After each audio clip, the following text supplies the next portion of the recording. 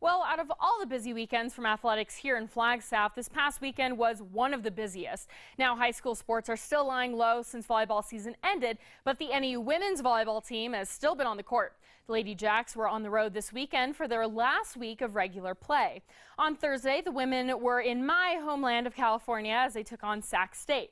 The Lady Jacks put up a tough battle with Stacia Williams leading the team with 26 digs, Lauren Jacobson putting up 10 kills and 15 digs, and Janae Vanderploeg topping out with 12 kills and 17 digs.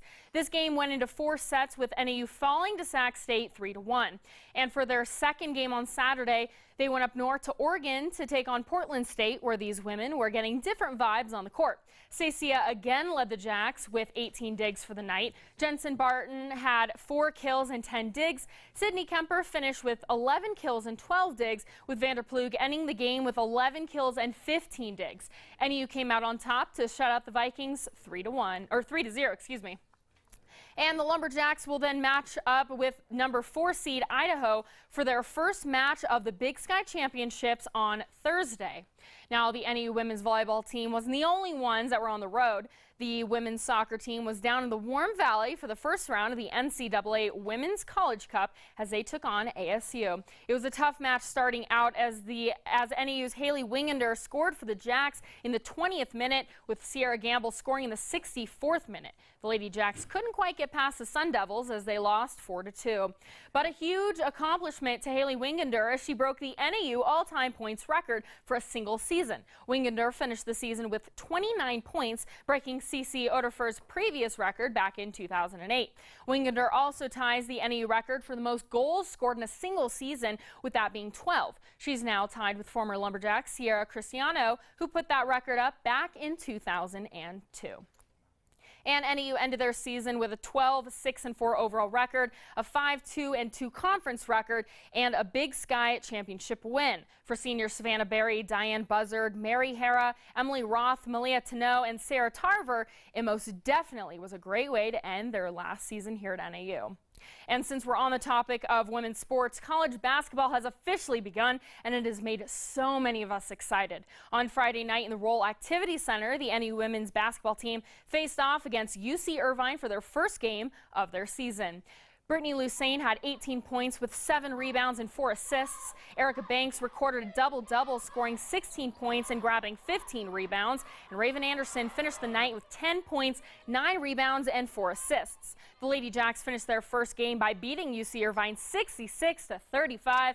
For their second game of the weekend just yesterday on Sunday, they met up against Western New Mexico. Raven Anderson led the Jacks with 22 points and 8 rebounds. Renee Coggins had 12 points, 4 rebounds, and 3 assists. And Lucane put up 8 points, including 7 rebounds and 3 assists. The Lady Jacks lost to Western New Mexico 58-54, and their next game will be on Wednesday at UTEP. Well, the women were most definitely not the only ones who were busy this weekend. The NAU men's basketball team was in Ohio for a couple of games to kickstart their season. On Friday, the Lumberjacks were in Cincinnati to take on Xavier. Quentin Upshur took the lead for the team, putting up 20 points, while forward Akko Kaluna scored at 10 points. But when only 2 players score in double figures, it doesn't go well for the team, as the Lumberjacks lost to the Musketeers 93-60. And then on Sunday, the team took on the Toledo Rockets and looked better than their season opener. The team lost to Toledo 71-58, but the Lumberjacks had the upper hand on rebounds, beating Toledo 43-38, but they only shot 33% from the field. The team's next game is their home opener this Thursday against Fresno State in the Roll Activity Center. So get out there and check out the new look Lumberjacks. And switching things over to the field, the NAU football team was on the road in the brisk, cold weather of Grand Forks, North Dakota. Now, I was there this weekend, and it was pretty cold. But inside the Alerus Center, things were really heating up. The NAU football team took on North Dakota on Saturday. Now, it took a while for the Lumberjacks to show up to the game as they were down 24-7 for their first half. After halftime, the Jacks seemed to shape up a bit, taking the score to 28-27 with 4 seconds left. But with that 4 seconds, UND hit a 35-yard field goal to take control of the game, beating NAU 30-28. Quarterback Chase Cartwright finished 22 for 39 with 1 touchdown and 316 yards. Marquise Page topped out with 103 rushing yards as Bo Gardner finished with 110. Now, despite this loss, the Lumberjacks will hope to pick back up for their last home game this season this weekend against Southern Utah in the Sky Dome.